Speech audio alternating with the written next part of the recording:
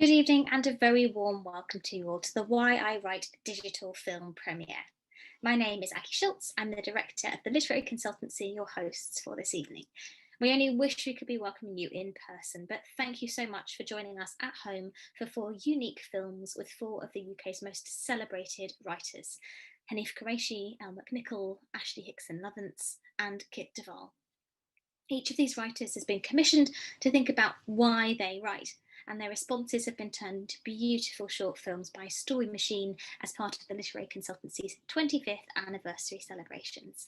Because in all of our work, over a quarter century and 12,500 writers we've helped through editing, mentoring, events and opportunities, we're still just as interested in why writers write as what they write. Also featured tonight will be a crowdsourced film with writers from all around the world and an author Q&A with Blue Peter Award-winning Elle McNicoll, one of our Why I Write writers. We really hope you feel inspired by these films, maybe even inspired enough to pick up a book or a pen. Please enjoy Why I Write.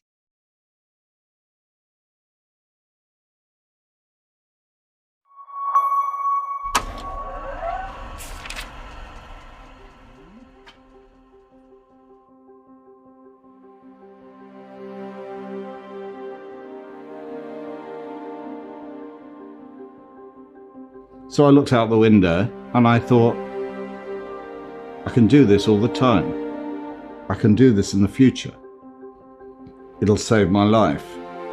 Not only am I a kid, scribbling at his desk at home, I can actually think about this seriously, just like other kids have got out of their hometowns by playing guitars. And that really focused me. It really saved my life. It gave me a sense of purpose and direction and a way out of course, what I was going to write about, I wasn't really sure.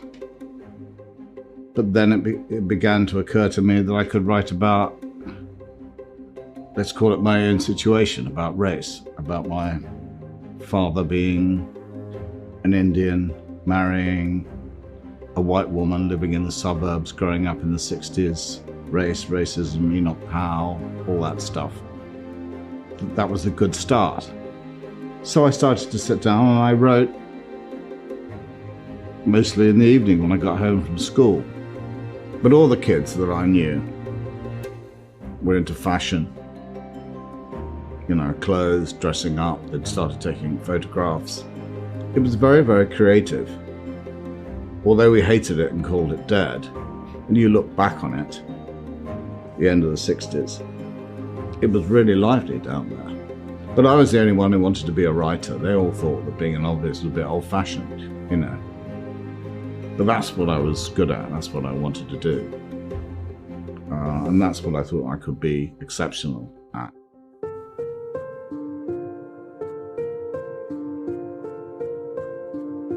I was taken to a publisher called Anthony Blonde when I was about 15. And there was an editor there called Jeremy Trafford, who used to come down to he was a teacher and a very, very kind man, very clever man. And he would come down to my house on Sundays, all the way from Earl's Court where he lived. And he would go through my writing with me. And Jeremy was an influence on me because he took my writing seriously. And that really helped, to be taken seriously. And he would go through my stuff with a pencil. And we'd have long conversations on the phone. And he was very interested in character. And that helped me a lot. He said, write the characters. People like the characters. It's the characters that make the books. And then when I was 18, I went to work at the Royal Court Theatre. Which again, I was young, but that's when life really started for me. So it made me think, made me aware that you could be an artist that could be communal. It could be a collaboration. But when you start to write, you write for yourself. I write for myself. What I mean is, I look at a sentence, I look at a paragraph, I look at a page, And then I'd say, is that all right? And that's according to, obviously, to my own judgment.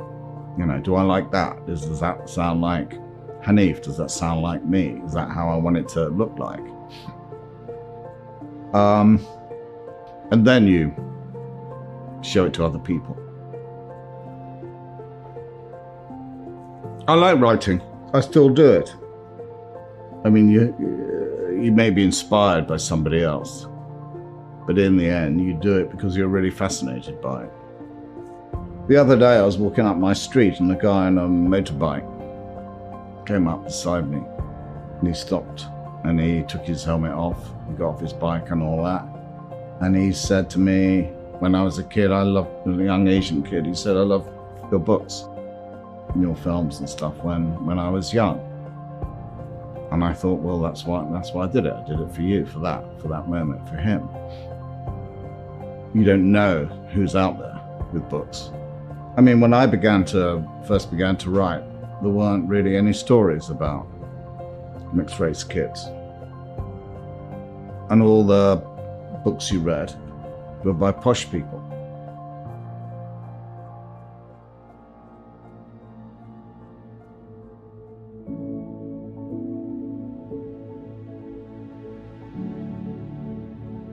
The world feeds my writing.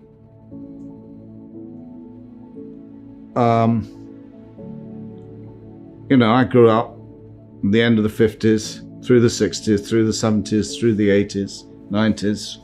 God almighty, it's been a long time. But I'm really interested in the times. I'm interested in race. I'm interested in creativity and music, sexuality, politics, class. The world feeds me.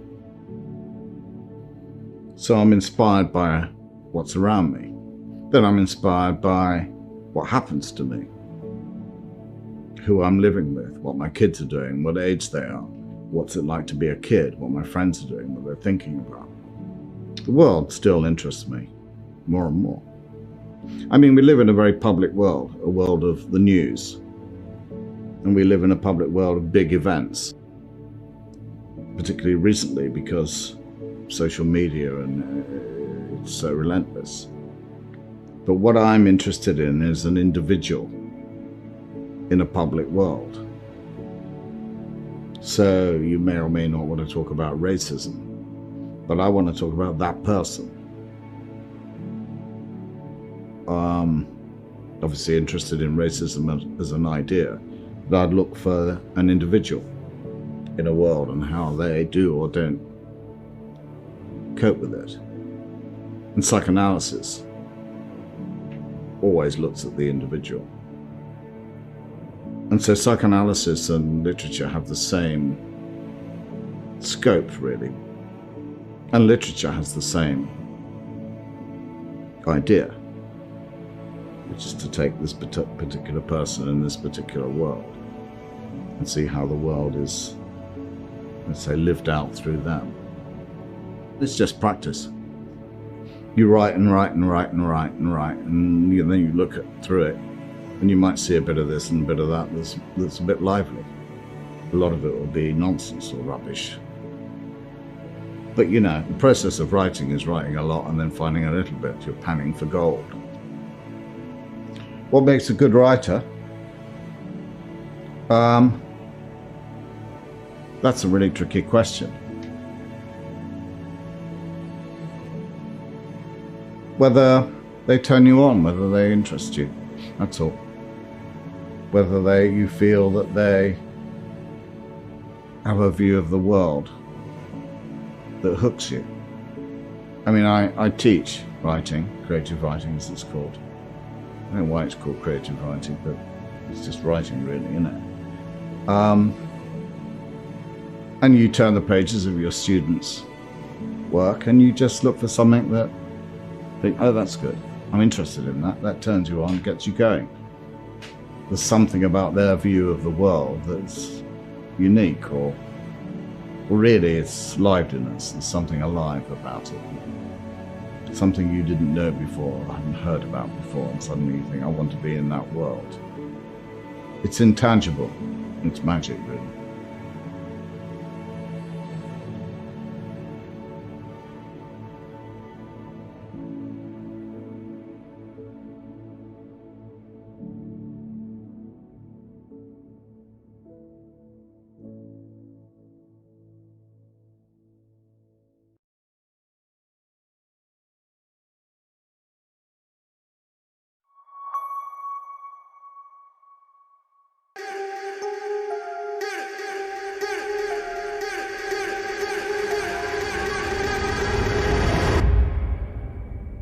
For me, very often, writing is the painkiller for a hangover-induced headache that won't budge.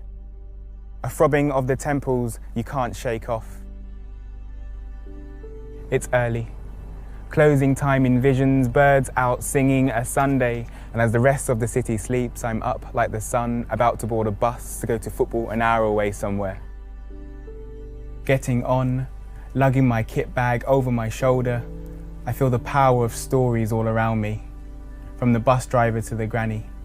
My brain fizzes from passenger to passenger, trying to get on the inside, pick their brain, ascertain to what extent we are all just the same. My pen and paper is often my phone and fingers. I love the immediacy of observing the world around me, noting down the action as it happens. I wrote most of my debut, the 392, on my phone on my way to work, from station to station, thinking and pausing, typing and deleting, trying to find 5 minutes of magic while stuck on the Thameslink, trying to capture some semblance of authenticity from the world being lived around me. A proper noun followed by another proper noun, Air Force Ones, KFC and Kentish Town, every little detail counts. Now, this morning, I find my seat and start a new journey to the big game. Not as a player, but the referee. When I get there, I will be a black man in the middle, like the subject of my second novel. I feel a weight on my shoulder, heavier than what's inside my kit bag. With every word I write, I'm grappling with the burden of expectation from history, from society, from friends and family. How my work will be received on Goodreads and the wider industry, but I write to give back. I write because I'm black and there aren't enough of us in places that I want to see. I write to give characters a voice who might not have been heard in the books that we had to read, books we were forced to study. As much as I love Of Mice and Men, I don't want Crooks to be the first time young black boys encounter a black character in a novel. I write so other writers, better ones than me, can see that there is real power in sharing their story. I want to use my journey from an estate in Hackney to doing a creative writing PhD as inspiration for others in the margins to succeed. When I was younger, I can't lie, for a long time I think I liked the look of a book more than the words inside. And the first time I really remember picking up a pen was probably to draw.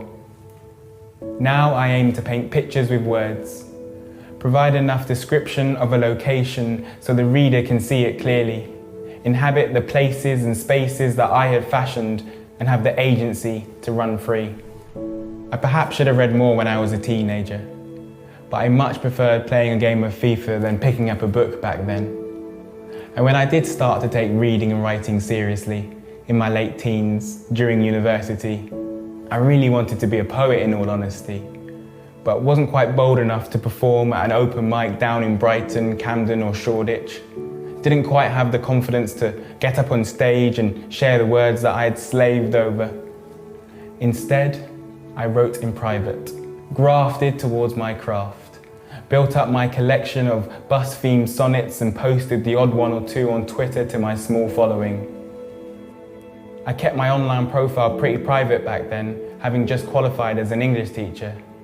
And even though I rarely shared my early work, being an undercover poet of sorts has made me a better novelist now. Sentence by sentence, I've learned to appreciate the beauty of rhythm and melody. Poetry is the midweek training session in the rain before the top of the table clash on a Sunday. By dabbling with the poetic form first, I've learned so much about language and how words should sound. Music has played its part too. I can't do the dishes or brush my teeth without the sound of a song playing in the background. Any genre really, I'm not fussy. For me, the question I ask myself regularly is, how can I make my words flow like lyrics? Use all the necessary features the right way. Alliteration, sibilance, loose rhyme, to forge a chorus of some kind. As a teacher, undoubtedly, I learned so much from the students I taught.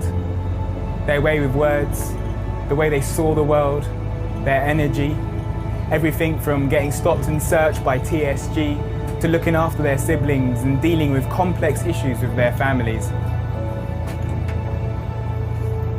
I knew from early that teaching was something I wanted to do, help others and impart what I knew.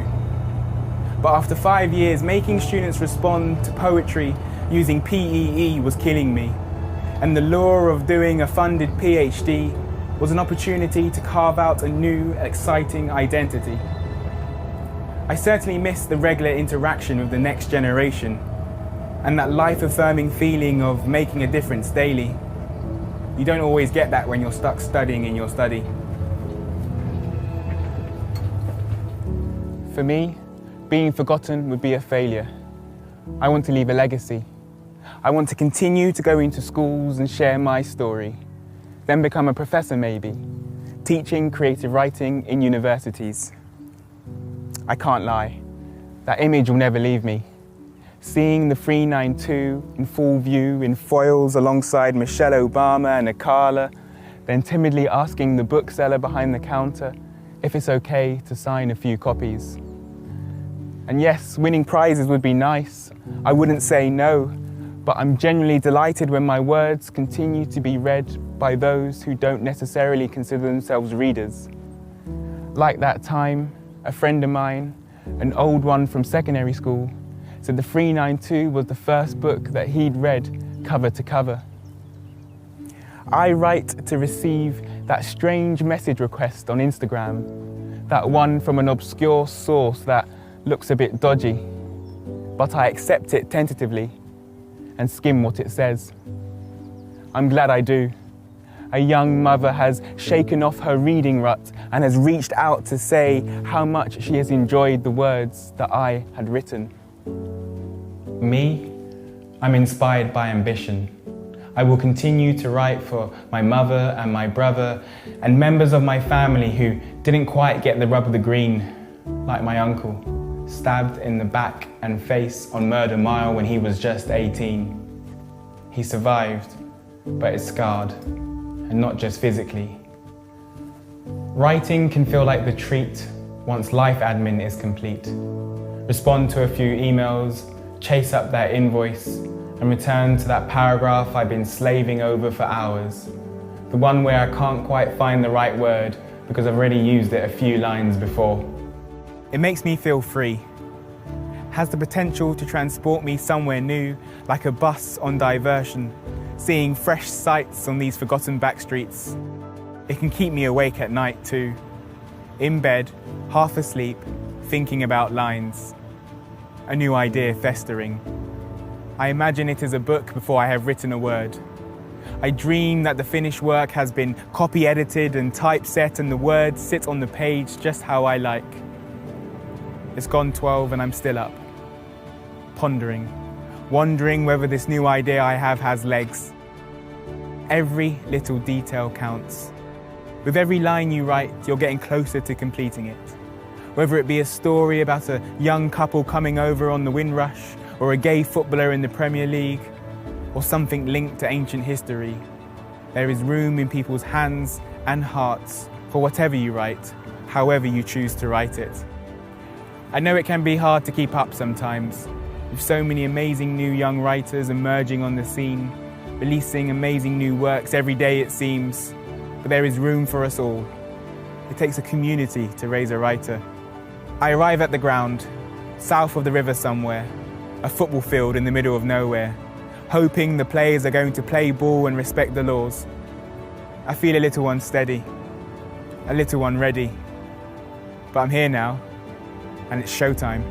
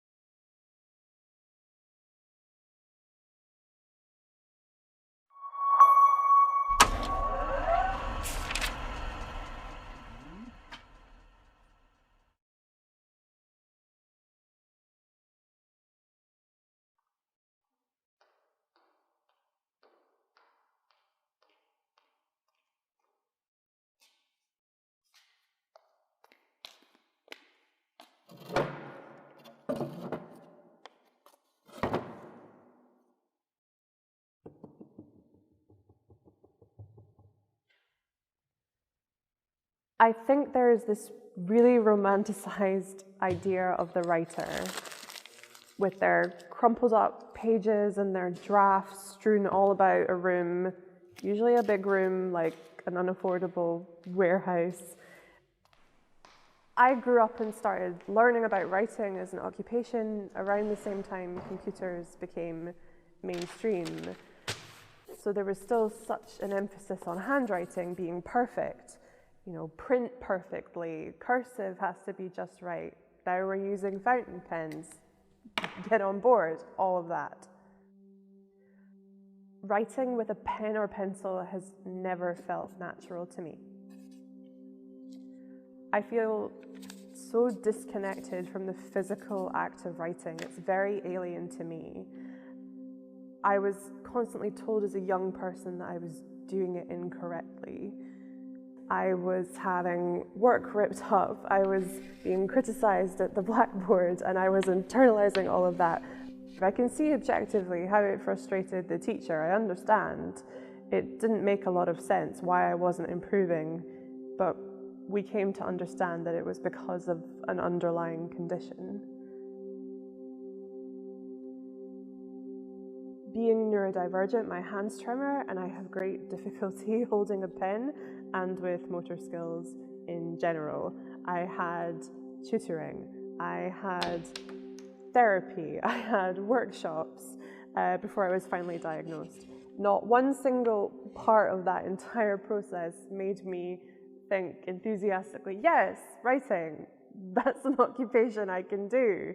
It was humiliating.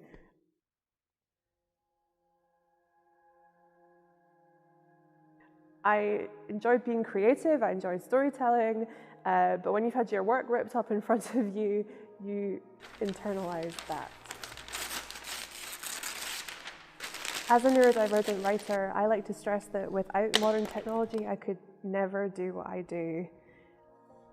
That memory of holding a pen is not one that conjures up visions of being talented and discovering passion. It's still a bad feeling. Writing and creativity for me started in a much more physical space, in theatre and live storytelling. I like to read lots of plays rather than great novels. I was very involved in theatre. I started writing prose for myself as a young adult because the sudden boom in books for girls my age turned me into a compulsive reader. I would spend hours in bookshops looking for that next hit. I never expected to see myself in any of those books. It wasn't even a question. I didn't think ND girls like me belonged in any of those books. So I started writing, but I want to be clear, I wrote stories about nice, neurotypical girls. It never occurred to me to write from my own lens, to access that lens. As an adult, my reading diversified, but my writing stopped. I decided I wanted to be in publishing. I didn't think I could be a writer, and publishing seemed like the next best thing.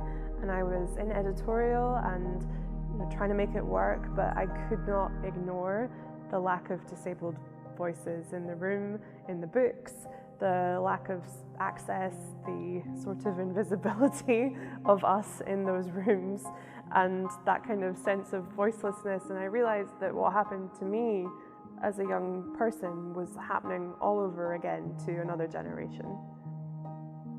With a bit of distance from my younger self, I saw her with more objectivity. I saw what compassionately written fiction with the right lens would have meant to me. So I wrote it.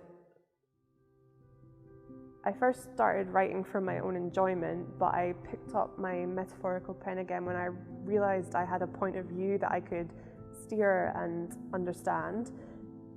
I don't like hard and fast rules about writing. They tend to list into gatekeeping, but I do think the one thing that every writer needs to have is a point of view. Suddenly I had one.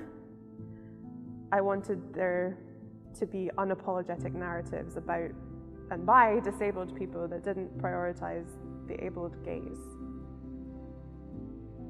This informs everything that I write now. It's made going back much easier. Yes, I write books for children and about children, but I like to think that they're universal. And a lot of the responses I get from adults have been incredible because they were readers like me. They were young people like me. They've now discovered a completely new point of view. Something inside of me just refused to die, and I think I realized the only way to resurrect it was to be fully authentic. All of my years avoiding that lens never led me anywhere. But the lens is real, it's truthful, it's what resonates with people. Even though what I write is fiction, it's imaginary and it's not real, the lens is true, and that's what people respond to. I write work that is for young people, but I always try to be universal. I'm very lucky to have a lot of great adult readers, but I have a very clear audience in mind when I write. I write for the unrepresented. My aim now is to just do the work, to continue to visit those spaces and those genres that we haven't been able to access, to take that lens there, to have that point of view and tell those stories.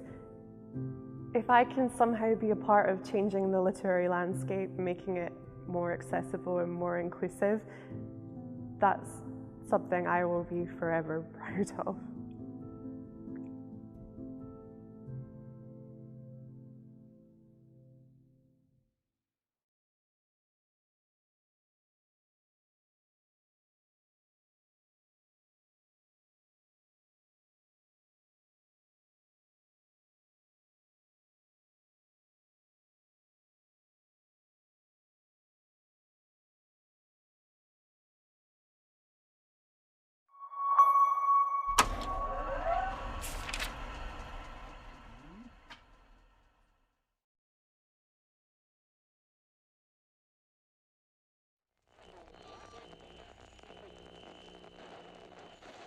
You wouldn't want to write her as a friend.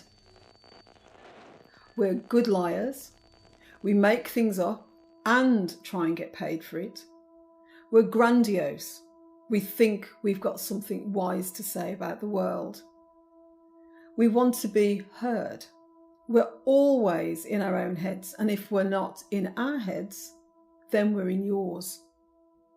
We watch you, listen too closely, scribble down a turn of phrase or a turn of ankle, a mannerism, a way of blinking, a twitch. And when we've finished watching you, we want to be left alone, to dream, to create the perfect murder, the clever theft, to stow away, live another life, have adventures far from home. And then we emerge blinking into the daylight and it starts all over again. And we're selfish. Writing becomes an affair, becomes our secret lover.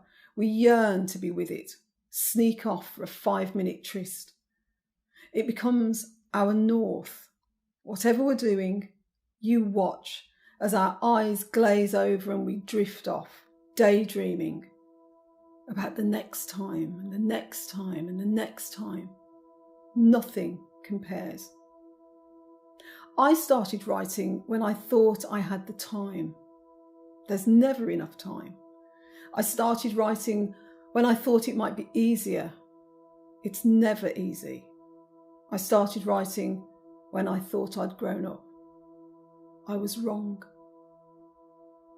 I started writing screenplays about tough guys, gangster romps with guns and geezers.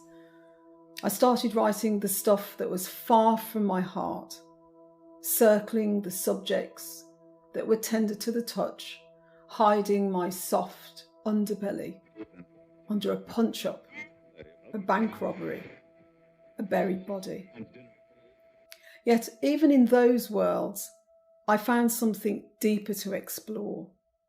The why of the bad man, the broken bones behind the posturing, the dead eye of 4 o'clock in the morning loneliness. But eventually, after my screenplays didn't make it to the screen, and my bad men turned to dust, The circling led me to what I knew I had to write. A story about vulnerability and longing, where the stakes were high in a small boy's world, and where I couldn't afford to fail. The fear of failing kept me going, and it's often what keeps me writing now. And from there, I wrote about an older woman, and time, and longing, and never letting go. About finding yourself in the most unlikely of places. And then screenplays and essays and short stories, and the short story that turns on a moment that can last a lifetime. I've always been fascinated by the hinge of time, how it bends from this to that, and you find yourself suddenly, somehow, on the other side of the door, and everything has changed. I write now because I find it easier than not writing. Not writing is like being forever at a party. The guests are lovely, the food is wonderful, beautiful wine, comfortable sofa, excellent music. You laugh and chat and pour another drink. Yes, it's all great. But after a few hours, you just want to go home, strip off the party dress, kick off the stilettos and loosen your belt. You want to climb into the big jumper and pyjama trousers and wipe off the lipstick. And when you look in the bathroom mirror, why, there you are. That's the real you, the real me. That's what writing is like, being the real me. And what kind of a contradiction is that? By writing the unreal, the made up, the invented, I can find myself. I feel authentic and true, in touch with who I am. A psychiatrist would have a field day. It makes you wonder if you would write without the plaudits and the success.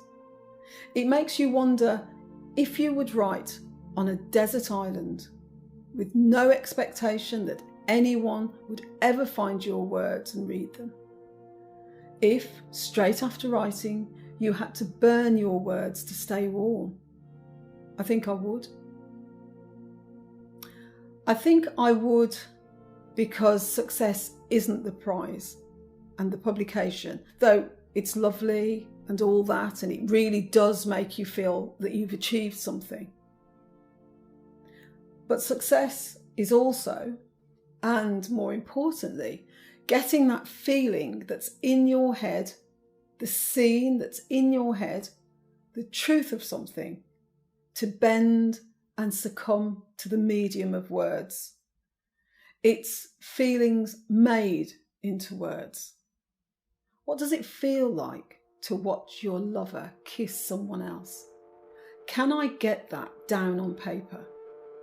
Can I get someone who's never watched their lover kiss someone else to feel it? Get the kick in the gut, to cry on the bus and know the truth of it? What does it feel like to get the news that you have only a week to live? Can I find the words that makes it so real that someone else checks their body for lumps, books a doctor's appointment, makes a will? Can I do that? Do I have the words to make you cry? Can I make you check the lock on the door in case the bogeyman comes? Can I make you laugh? I said writers aren't very nice. That's another thing we do. Manipulate, play with your feelings, shatter your heart. If I can move you to tears and laughter and worry and fright, then that is success. And it's what keeps me writing even when the going gets tough. And it's often tough, no matter how well I appear to do. What keeps me writing is that feeling of having got it right, and also that I might be able to help other writers or would-be writers think they can get it right too. The best singers aren't in the charts. They're chanting a prayer in a mosque in Bradford. The best footballers are probably kicking a can in the slums of Rio. The best painter is decorating his mother's front room in Swindon. The best person at anything might lack opportunity, faith in themselves, training, know-how, a helping hand, an open door. The best storytellers might never write, or maybe they can't write. They might look at the writing world and think, that's not for me, I don't belong, I could never do it, who would read it? They might look and think, I don't see my sort of stories in the shops, my sort of lives in books, my face, my body, my family. And the more they see the success of those stories that don't speak to them, the further away from writing they move. And they find themselves maybe at the end of their lives thinking of a particular moment, thinking of their life, thinking of that certain someone and saying, I should have written it all down, and now it's too late. It's not too late, but it can feel too late and it can feel too hard.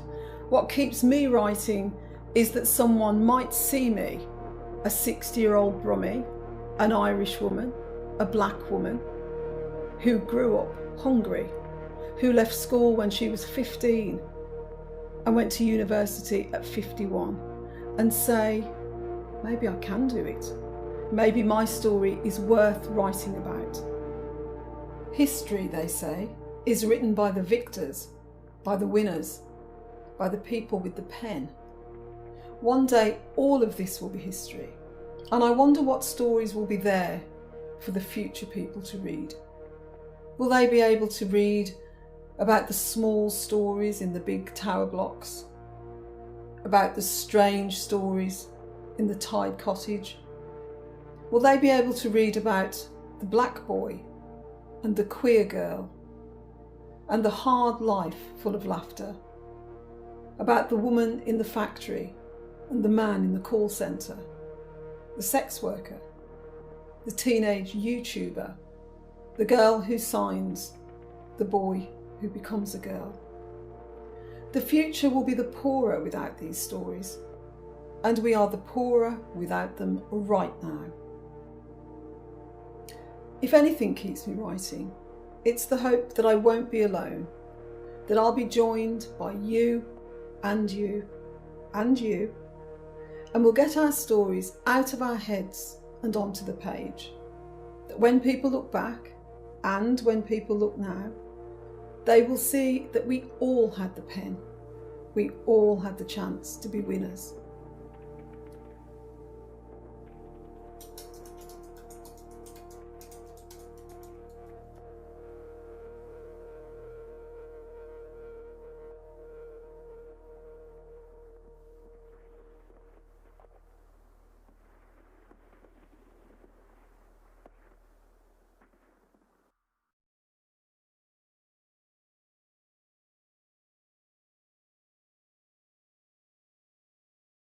Hello everyone, and welcome to this special author Q&A section of Why I Write. I'm absolutely delighted to be joined today by Elle McNicoll, one of our Why I Write writers, author of A Kind of Spark and also Show Us Who You Are, both available at any good bookshops now, and both published by the wonderful Knights of.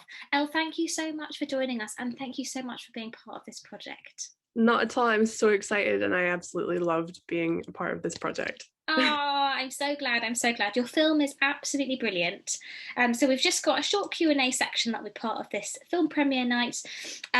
So the first question, it's directly relating to your film, because in the film, in your short film, the Why I Write film, you've talked really powerfully about how that first memory of writing, of picking up a pen, normally associated with the first moment I started writing, for you was actually quite an awkward and painful one.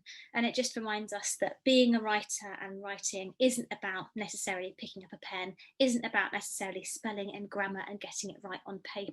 It's about having a great idea and telling it and making it into a story. Could you tell us a little bit about the first time that you thought, actually, I might have a story here, I might have a story to tell, and what made you want to tell it? Well, I think for so much of my life, as explored in the film, I am neurodivergent, and that meant that using the actual tools of writing took a long time to master, and I don't know if I have mastered them yet. But so I was sort of playing pretend for a very long time and really experimenting with trying to jump off of what other writers were doing when I was younger. I didn't find any kind of authentic voice until I actually sat down and wrote probably A Kind of Spark, which was the first time anything authentic had really been written. And it was very scary and exposing, but it also did feel like, as you just said, it felt like this is the story in me. It's a story that I would want to read, and it's also one I want to tell. So, but I think I was always more of a verbal storyteller long before I started writing actual fiction. Because of that slight barrier to writing, because of those motor skill issues, I was more of a verbal storyteller. And it's exactly as you say. I think writers, young writers, I obviously work with a lot of young people. I always like to remind them that you don't have to have the neatest handwriting or be the best at putting pen to paper or even finger to laptop. You just need to have what it takes to tell an engaging story. Is that an answer? I don't know what that was. I think that's a brilliant answer and a generous answer, and it's a good reminder to us that I think we focus so much on the writing craft as if it was a physical thing, but of course you're right, it's about storytelling, and that's at the heart of this project and at the heart of so much that you do as well in your work and your craft and your activism. But obviously, as well as your activism and all the things that you do around that and the stuff you do with schools and with young people and young readers, it is also about your creativity, and that's so central to everything that you do, your ideas, the spark of your writing, as it were. So can you tell me a little bit about your influences? I'd love to hear about your influences as a reader, especially as a young reader, if indeed you were one. I don't know, you might not have been, but also as a writer. I was definitely a voracious reader when I was younger. So as much as I found difficulty writing, I had no trouble reading. But I really sort of shied away from the more kind of nostalgic children's books, which still get recommended a lot today, things like Enid Blyton. I really couldn't connect with those kind of stories. I connected a lot with writers like Jacqueline Wilson. I don't know if kids today still read Jacqueline Wilson, but I just remember inhaling her stories. Anne of Green Gables by Elle Montgomery is probably one of the classics I really remember reading a lot, and Treasure Island. And yeah, so that's quite a contrast, isn't it? Because Jacqueline Wilson wrote about these sort of gritty real life people and places that you knew, and then I would also balance it out with classics and adventure stories. So I read children's literature is so diverse in genre and in storytelling. You can go anywhere in children's literature, and I definitely did when I was younger. Influences, she's not technically a writer, but Dolly Parton's one of my biggest influences, because, and I tell this story a lot, I remember when I was about 3 or 4 or 5, those very early years, in the car, and my parents would play those awful kind of kids boppy tapes where they're singing like The Wheels on the Bus, or they're singing Pop Goes the Weasel, and I wouldn't be able to follow along these extremely simple stories. I would just be like, this song's going on for, I just couldn't, I hated it. And then my mum would put on a Dolly Parton tape, a cassette tape. In those days we had cassette tapes, and Jolene would come on, for example, and I, at 3 years old, I could see Jolene, and I could see this story because of the way she tells stories. I think she's like a poet to me. So I'm a huge, I always think when I'm trying to write a scene, like how would Dawn mean. She would make it so simple and not, go off on tangents or say things that were pretentious. She would just tell the story in a really concise and hopefully moving way. So yeah, I'd say Dolly Parton's my biggest influence. What would Dolly do? I feel like we could, because I mean, many writers may be inspired by this thinking from now on in life and in writing. What would Dolly do? Which is a great thing to live by, I think, especially as she's a hero of our times currently, going through the pandemic. Yeah. So talking about this, and this is something that comes up, and it's come up in our conversations between us and in the film, you've been really candid about admitting that you initially wrote from this kind of default space, which was relatively homogenous, in which neurodivergent characters and voices didn't exist because they just simply weren't there to read. What is it that you hope your readers might take away from your stories? I'm thinking especially of the neurodivergent young readers, but even those who are neurotypical, the young readers who see themselves reflected in some way in your books, some of them probably for the first time.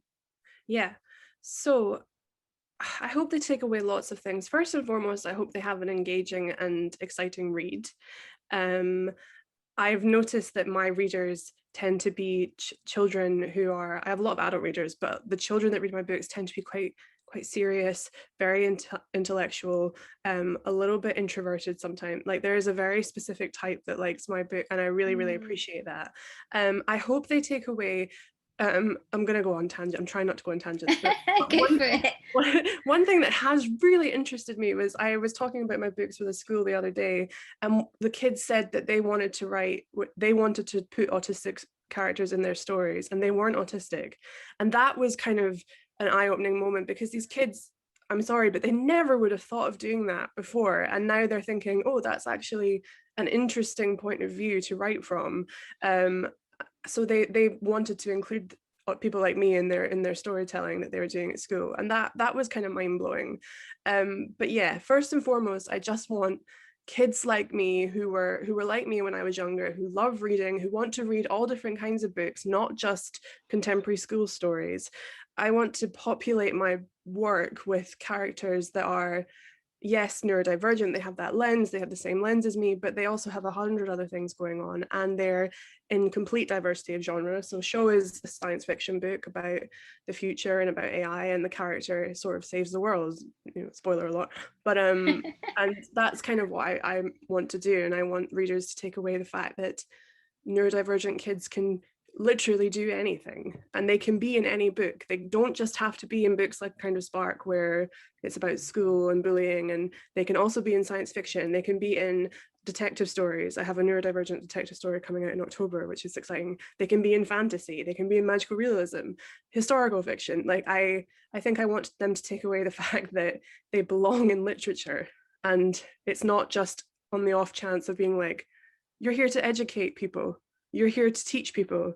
No, you belong in literature because you are important, and writing confirms importance.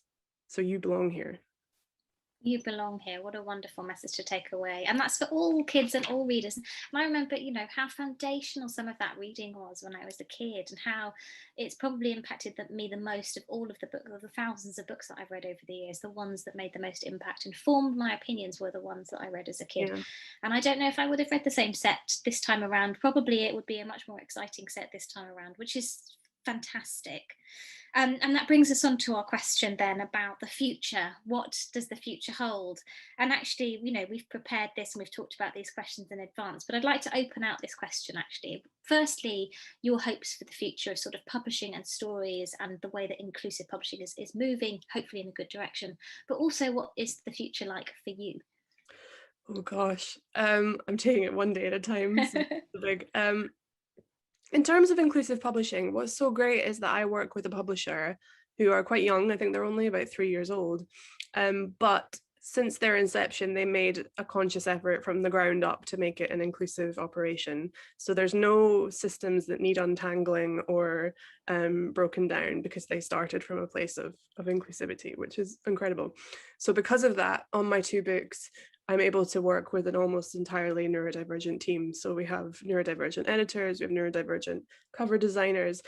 They're freelancers who are brought in to work on the books, and everybody's paid for their work, and everybody's, there's transparency. And And that's the same for the other books that they publish, which obviously are, you know, stories by Black authors or stories by queer authors, and it's incredible. And I would love publishing to be more like that. I would love there to be more transparency. I would love there to be more, you know, I sometimes get asked about sensitivity reads, and I always say, don't get a sensitivity reader, because they're great, but just get a secondary editor. Have them be an editor. You know, don't just have them there to tick a box and say, yes, you're all right, this book won't get cancelled. Have them there to say, actually, what about that? Like, involve them in the creative process. And so that's what I hope for the future of publishing, is that it's more there's more of a meritocracy, it's more inclusive, it's braver, a little bit braver, I think. We sometimes see people finally making brave decisions once they've seen enough small presses have success doing it, and more transparency. And for me, the future, God, I'm currently writing a book. I say a book for adults, but yeah, it won't be anything too shocking and horrible. So it'll probably still be quite innocent, but yeah, it's for the older market, I would say. And I'd love to do more of that. I'd love to do some young adult, because I think young adult literature is just the most exciting thing in the world at the moment compared to what was being published when I was a young adult, which is when I was reading the most, I think, in my life. And I would just like to get to a point where my characters can kind of start to be, I think, a bit more coded, and I don't have to feel like I'm the only one doing this at the moment, which sometimes I get that feeling. Yeah, I totally understand. And that's, you know, that's what you were saying earlier about inclusive publishing not being a genre of publishing or a subgenre of books. It ought to be across the board, and that any kid reading will see themselves and their surrounding environment reflected, and other experiences, and be curious about those and feel confident feeling curious about all of that, which would be wonderful. Okay, we're going to wrap up the Q&A with a series of quick fire questions. All right, just off the top of your head then, and I'm going to ask you a series of things for short answers. Are we ready, Elle? Yes, go. Okay. What's the one thing you're proudest of as a writer? My Blue Peter badge. Yes. Which was for? Tell them. For A Kind of Spark, best story voted for by young readers, which was great. Yay! What is your biggest dream for your writing? Oh, to just be able to do it forever. Is that? No, that's perfect. That's absolutely perfect. Who doesn't want to be able to do what they love doing forever? Yeah. What's your biggest fear about writing? That it will no longer come. That it will just switch off. And this is very apropos then. What keeps you writing when writing feels difficult? Writing doesn't feel difficult for me at the moment. Life gets in the way so much that it feels quite precious. So I just push through it. Writing is so much better. I've been a cleaner, I've been a bartender, I've done a lot of difficult, hard jobs, and this is not as hard as them. So I appreciate it. Great. What is the favourite line that you have written? Oh gosh. There's a line in Show Us Who You Are where the main character's dad says, grief is just love asking for more time. And that was like one of the last lines written in the book. It was in like one of the final edits, and it's probably one of my favourites. That's a beautiful line. Oh my goodness, my heart. We should have ended on that. Never mind. We can just edit this and switch it around. What are you reading, if anything, at the moment? I'm reading Ray Bearer by Jordan Ifueko, which is a young adult novel that's on the Washington Children's Book Prize list with A Kind of Spark, and I picked it up and I'm loving it. It's really good. Yay, writers supporting writers. Which is also relevant to this next question. Who is writing exciting work right now that we should be aware of? Oh my gosh. I think, oh my gosh. Oh, I've forgotten her name. Oh gosh. Ace of Spades is a book that is about to come out by, I just call her Farida because I know her on Twitter, but I can't remember her surname. We'll find it. We'll find it and we'll pop it. It's double-barreled, that's why. But Ace of Spades is her debut novel, and it comes out this week, and I'm so excited. And I'm also just picked up The Startup Wife, which I'm excited for as well. Publishers that are exciting right now. I work with, I think, one of the most exciting publishers. I've got to say, they are pretty exciting. But I also like Nosy Crow and Murky Books. Yeah, there's lots of good stuff going on. Amazing. And finally, what advice might you give someone who feels they have a story inside them and they're just a bit nervous about getting it out? I think that's the hardest part. So if you have a story inside of you, that's the hardest part done. So just write the thing, plan it. If you are the kind of person who fizzles out after 1,000 words, plan it, and then just write it. Just tell yourself the story. That's a fantastic tip. Tell yourself the story. And imagine, we're so good at recommending books that we love to other people, but not so good at not our ourselves onwards. So tell yourself and get a friend to tell it back to you. What wonderful advice, what wonderful tips, what a wonderful conversation. Thank you so much for taking the time today. This has been Elle McNicoll, and this has been our author Q&A as part of TLC's Why I Write.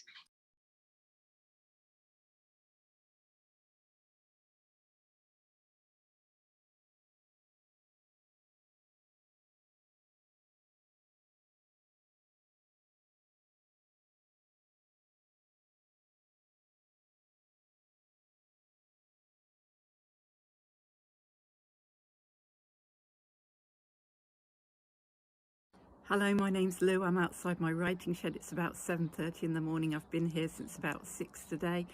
I write because I have to. I don't know how not to. To create something permanent in a constantly moving world, I guess I write to try to stop time. Writing is my only true love. If I don't write that day, I feel I haven't lived. I must visit my writing every day. Writing is like diving. It plunges me deep into the unknown until I come up with things I didn't even know my story needed. I hate diving, which is why I write. I write because I want to be a magician. I want to do real proper magic that transports you out of your head to somewhere completely different.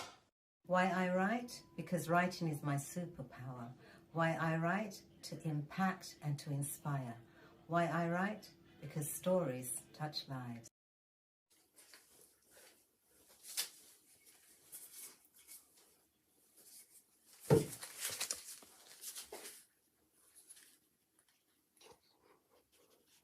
I write to give a voice to those who are unable to express themselves. Hi, my name is Jennifer Godfrey, and I love to write historical non-fiction because I get to be an advocate for historical voices. I write to show oddity as intimacy and just how much we need it to redefine the word identity properly. My name is Ian. I'm a writer, a mature PhD student, and the father of a dead son. I write to help those who are grieving, and I write in an attempt to stop my memory from fading. Why do I write? Because I can. I always wanted to, and now I can. I do. Why do I write? I think I write because I want to discover the truth about how I feel about the world. It never ceases to amaze me how my chaotic thoughts become unravelled and organised by the process of writing. Words. They're everywhere. It's my job to herd them and nurture them into something that will enthrall, entertain, excite. That's why I write. I think I write to frame small, manageable details of life's big, overwhelming chaos. My aspiration is to be a channel whose craft creates resonance and ideally a shift in the consciousness of the reader. I write because I feel like it's my calling and we definitely need more Black stories. I write to inspire and share thoughts of purposeful lifelong beginnings where disability dissolves into words of kindness. I write because writing's how I make the world make sense to me. My brain's a bit like a messy sock drawer and writing's a bit like tidying out that messy sock drawer. I write because I dream. I write because I think. I write, therefore I am. Stanley, why do I write? Why do I write, Stanley? Why do I write? No choice, apparently. Why do I write? At root, I think it's to make sense of unbearable chaos. I write because it's like going into my own private world where I can ask myself big questions. Where have I come from? Who am I? Where do I want to go? And I can answer those questions without shame or fear or embarrassment. I write and I read so we can share our human experiences. I write to connect with other people, to say things which can be hard to talk about face to face, even if a lot of us would like to. Why do I write? I write because I breathe. I'm going on a journey to places that exist, places that don't, with people I've met and people I never can. Are you coming?